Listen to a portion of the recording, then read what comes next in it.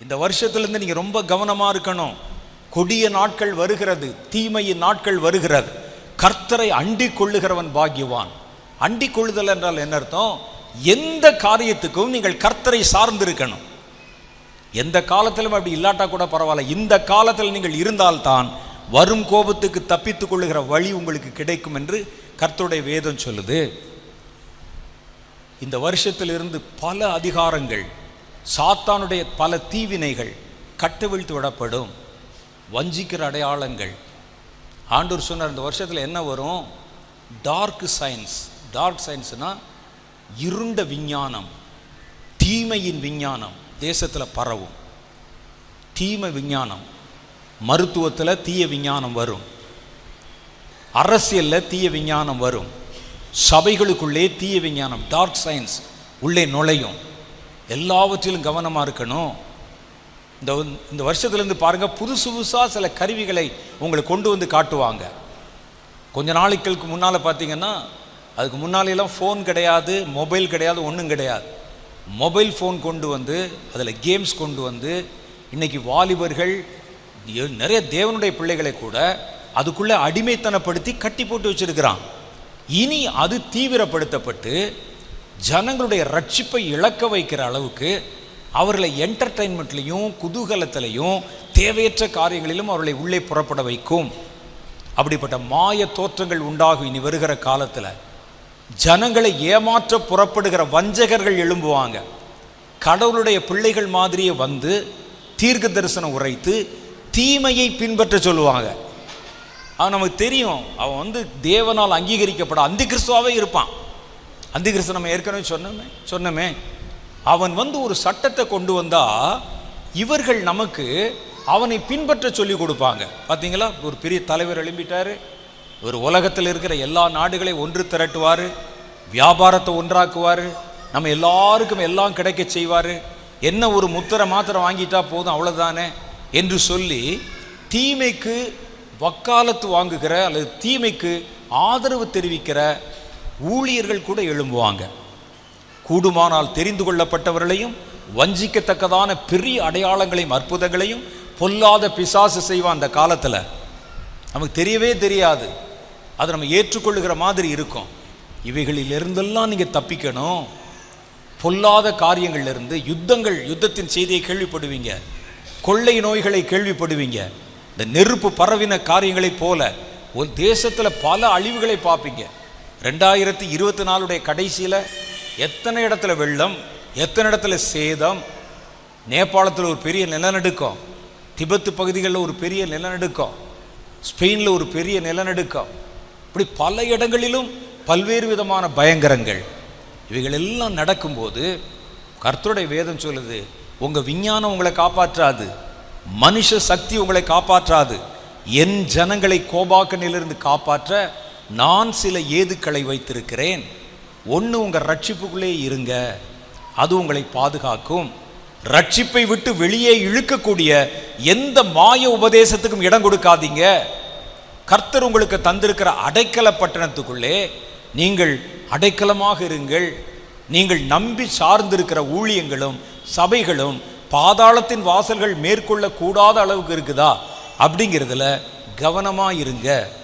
எல்லாவற்றுக்கும் மேலே கர்த்தருடைய வேதம் சொல்லுது, லூக்கா சுவிசேஷம் 21 அதிகாரம் 35-36 வசனத்தில், பூமி எங்கிலும் குடியிருக்கிற அனைவர் மேலும் தீமை ஒரு கண்ணியை போல வரும். எல்லார் மேலே வருமா? பூமியின் மேல் குடியிருக்கிற ஒரு வெள்ளம் மாதிரி, அலை மாதிரி, கொள்ளை நோய் மாதிரி, பூமி அதிர்ச்சி மாதிரி, பூமியில் குடியிருக்கிற அநேகர் மேலே அது ஒரு கண்ணியை போல வரும்.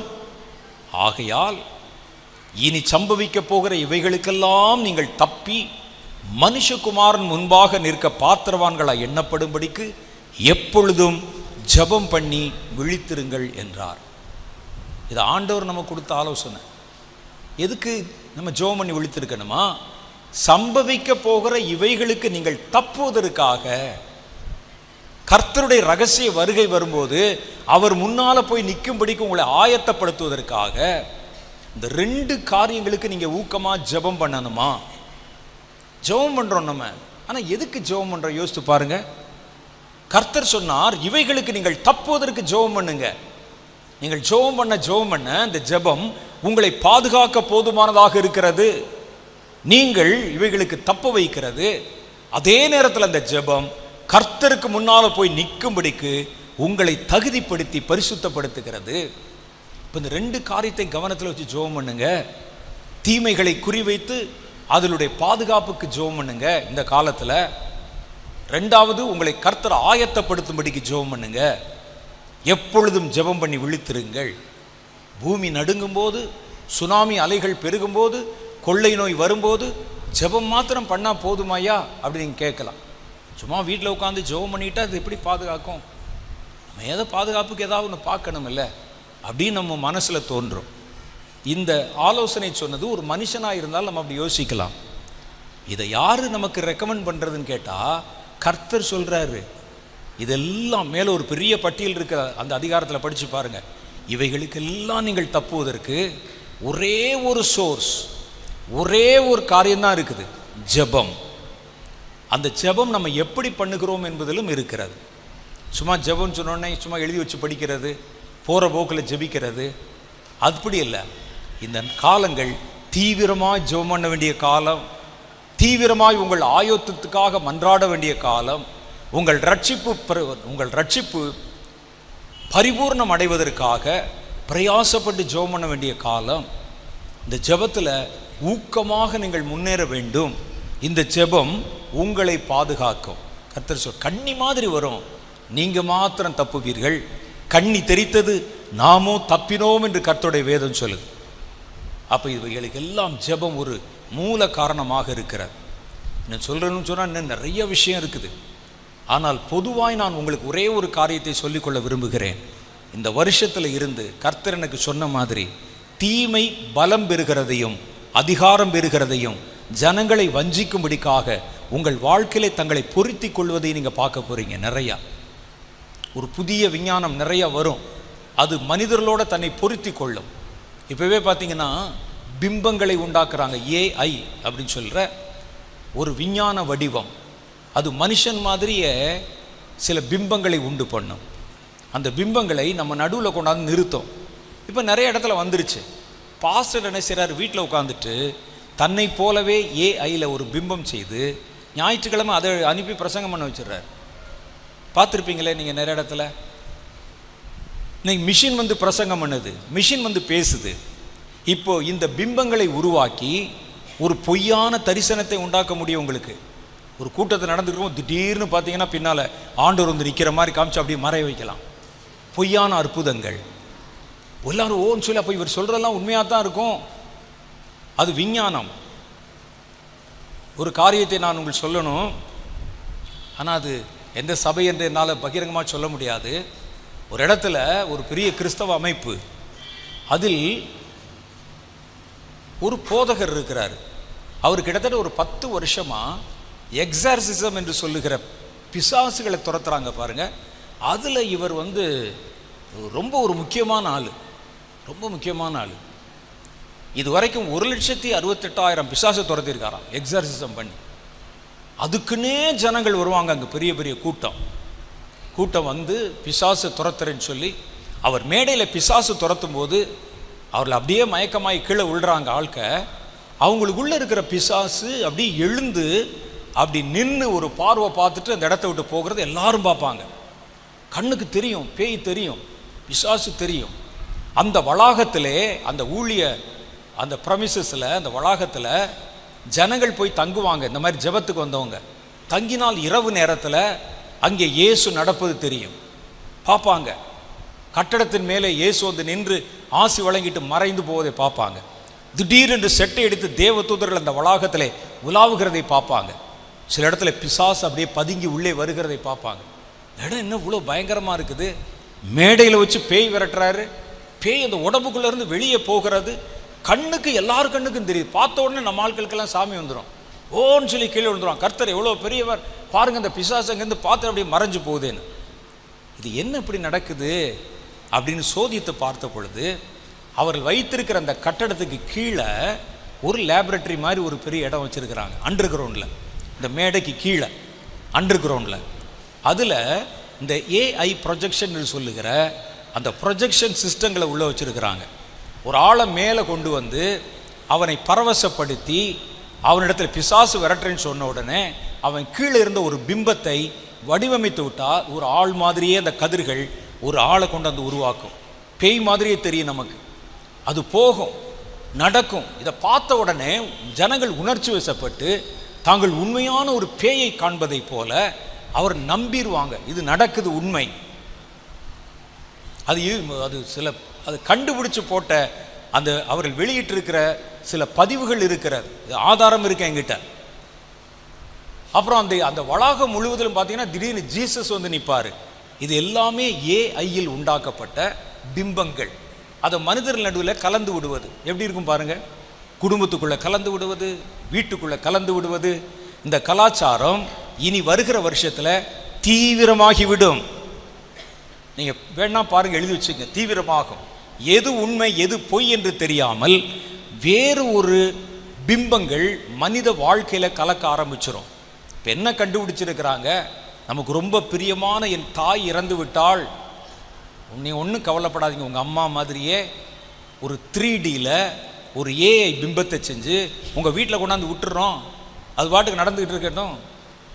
புருஷன் இறந்துட்டானே அது மாதிரி ஒரு பிம்பத்தை கொண்டாந்து உள்ளே வச்சுருவோம், மனைவி இறந்துட்டாலே பிம்பத்தை கொண்டாந்து வச்சுருவோம். இனி அந்த கலாச்சாரம் தீவிரமாய் வந்து ஒரு மனிதன் நம்ம கூட இருக்கிற மாதிரியே இருக்கும். அந்த பிம்பம் ஒரு தகப்பன் போல தாயை போல இருக்கும். அப்போ சொல்கிறாங்க, இனி வரக்கூடிய விஞ்ஞானம், அந்த மாறுபட்ட விஞ்ஞானம் மனிதர் கூட்டத்தோட மாய தோற்றங்களை கொண்டு வந்து இணைக்கக்கூடிய ஒரு விஞ்ஞானம் இன்றைக்கு ஆயத்தமாக இருக்கிறது. அப்போ பாப்புலேஷன் இருக்கு பாருங்க, மக்கள் இன்னைக்கு உலகத்தில் 800 கோடி பேர் இருந்தாங்கன்னா 1600 கோடி இப்படிப்பட்ட மாய தோற்ற பிம்பங்கள் மனிதனுடைய சமுதாயத்தில் கலக்கப்பட ஆரம்பிச்சிடும். எது உண்மைன்னு தெரியாது, எது பொய்ன்னு தெரியாது, யார் அரசாளுவை பண்ணுறான்னு தெரியாது. அந்த ஆள் ஒருவேளை இறந்தாலும் அவர் மாதிரி ஒரு பொம்மை வந்தால் தெரியாது. வீட்டுக்குள்ளே வந்துடும், சபைக்குள்ளே வந்துடும், அரசியலுக்குள்ளே வந்துடும், பொருளாதாரத்தில் வந்துடும், இராணுவத்துக்குள்ளே வந்துடும். எப்படி இருக்கு யோசிச்சு பாருங்க. இப்படிப்பட்ட காலங்களிலிருந்து நீங்கள் தப்புவதற்கு கர்த்தர் சொல்றாரு, உலகம் மயங்கும், உலகம் ஏமாந்து போகும், உலகம் அந்த மாய வலையிலே சிக்கிக்கொள்ளும். என் நாமம் தரிக்கப்பட்ட என் ஜனங்களை நான் பாதுகாக்க அறிந்திருக்கிறேன். நம்ம ஜெபம் போது கர்த்தர் நம்முடைய கண்களை திறந்து எது உண்மை எது பொய் என்பதை நமக்கு துல்லியமாக வெளிப்படுத்தி காமிச்சிருவார். இவைகளுக்கெல்லாம் நம்ம தப்பணுமே. இப்போ வந்து இயேசு வந்து நிற்கிற மாதிரி வந்து நின்று ஒரு கள்ள உபதேசத்துக்கு சப்போர்ட் பண்ணி பேசுகிற மாதிரி ஒரு மேடையில் அவர்கள் பேசி கொண்டிருக்கும்போது இயேசு வந்து, ஆம் நான் தான் இங்கே நிற்கிறேன், அவர்கள் சொல்லுகிறதெல்லாம் உண்மைதான், அந்த உபதேசம் உண்மைதான், நீங்கள் பின்பற்றுங்கள் அப்படின்னு சொல்லிட்டு போனால் என்ன செய்வீங்க? அப்போ இவைகளுக்கெல்லாம் நம்ம தப்பணும்னு சொன்னால் இந்த கடைசி காலங்களில் சாத்தானுடைய தீவிர தந்திரங்கள் வெளிப்படுகிறதை இந்த வருஷத்துலேருந்து நிறைய பார்க்க ஆரம்பிப்பீங்க. அது சாத்தானுடைய உண்டானதா தேவனால் உண்டானதா என்று கண்டுபிடிக்கணும்னா, உங்கள் ஜீவன் தப்பணும்னா கர்த்தருடைய ரட்சிப்புக்குள்ளே நீங்கள் நிற்கணும், கர்த்தரை முழு மனதாய் பின்பற்றி கொள்ளணும், இடைவிடாமல் தேவனிடத்தில் ஜெபிக்கணும், எல்லா விஷயத்திலும் கர்த்தரை அண்டி வாழணும். எல்லாத்தையும் எதுனாலும் கர்த்தரை வச்சு தான் வாழணும். சின்னதோ பெரிதோ எல்லாவற்றுக்கும் கர்த்தரை தேடுங்கள், அவர் உதவியை தேடுங்கள். கர்த்தர் எந்த தீமையிலும் இருந்து விலக்கி உங்களை காப்பாற்ற போதுமானவராக இருக்கிறார். நம்ம எல்லாம் எழுந்து நின்று ஜெபம் பண்ண போகிறோம். மாய உலகத்தின் கண்ணிகளுக்கும் மரண கண்ணிகளுக்கும் பொல்லாத கிரியைகளுக்கும் இனி வருகிற தேவனுடைய கோபாக்கினைக்கும் தப்பித்து கொள்ளத்தக்கதான போக்கையும் கர்த்தர் தம்முடைய பரிசுத்த ஆவியின் அபிஷேகத்தையும் நம்மேல் ஊற்றி தம்முடைய பூரண கிருபையினால் நம்மை பாதுகாத்து கொள்ள பூர்ணமாயிருக்கிறார். நம்ம கேட்குற சத்தியத்தில் கவன பிசகா அலட்சியமாக இருந்தால் வாரிக்கொள்ளப்படுகிறவரோட நாமும் வாரிக்கொள்ளப்படவும் ஏமாந்து போகிறவருடனே நாமும் ஏமாந்து போகவும் வழி உண்டாகிவிடும். இன்றைக்கு அனுக்கிரக காலம், இன்றைக்கு ரட்சிப்பின் நாள். உங்கள் வீட்டில் யாராவது ரட்சிக்கப்படாமல் இருக்காங்களா? அவங்கள சொல்லி நீங்கள் இப்போ ஜெபம் பண்ணுங்க. ரட்சிக்கப்படாவிட்டால் அந்த சிவப்பு நூல் இருக்கிற இடத்த விட்டு வெளியே போயிட்டா அவருடைய ஜீவனுக்கு உத்தரவாதம் சொல்ல முடியாது. அவர்களுக்காக ஜெபம் பண்ணுங்க. நீங்கள் பெற்றுக்கொண்ட ரட்சிப்பிலே உறுதியாக நிலைத்து நிற்கும்படி, ரட்சிப்பை உறுதிப்படுத்தும்படி கர்த்தரிடத்திலே ஜெபம் பண்ணுங்க. ரட்சிப்பின் வல்லமைக்கு உங்களை ஒப்புக்கொடு ஜெபம் பண்ணுங்க. இரண்டாவது, கர்த்தருடைய கிருபையினாலே கர்த்தர் உங்களை தாங்கும்படி ஜெபத்தின் ஆவி. நாம் தானே ஏற்றபடி வேண்டிக் கொள்ள வேண்டியது இன்னதென்று அறியாதிருக்கிறபடியினால் கர்த்தர் வாக்கு கடங்காத பெருமூச்சலோடும் மிகுந்த கண்ணீரோடும் நமக்காக வேண்டுதல் செய்யும்படி ஜெப ஆவி. மூன்றாவது, மாய பிம்பங்கள், மாயமான விஞ்ஞானம், மாயமான மனிதர்களை வஞ்சிக்கக்கூடிய வஞ்சகங்கள், கூடுமானால் தெரிந்து கொள்ளப்பட்டவர்களையும் வஞ்சிக்கத்தக்கதான வஞ்சகங்கள், இவைகளை காணும்படி கர்த்தர் உங்களுடைய பிரகாசமான மனக்கண்களை திறக்கணும். பிரகாசமான மனக்கண்களை திறக்கணும். தேவ தரிசனங்கள் உங்கள் கண்களிலே உண்டாகணும்.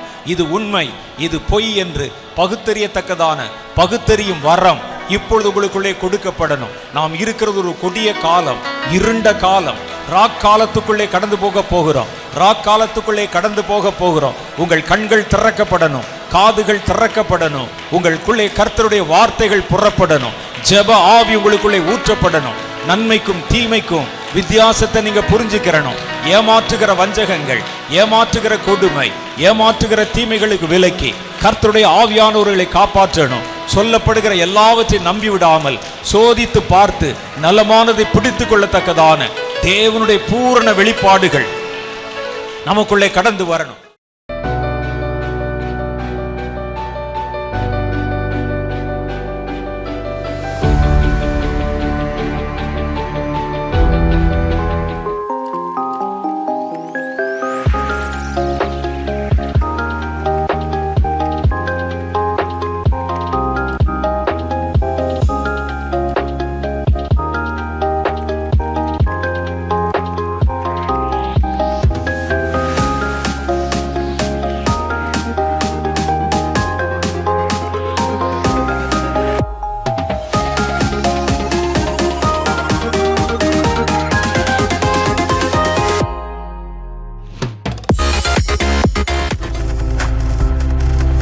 நீங்கள் பார்த்து கொண்டிருப்பது உங்கள் ஜாய் டிவி. உங்கள் துக்கம் சந்தோஷமாய் மாறும்.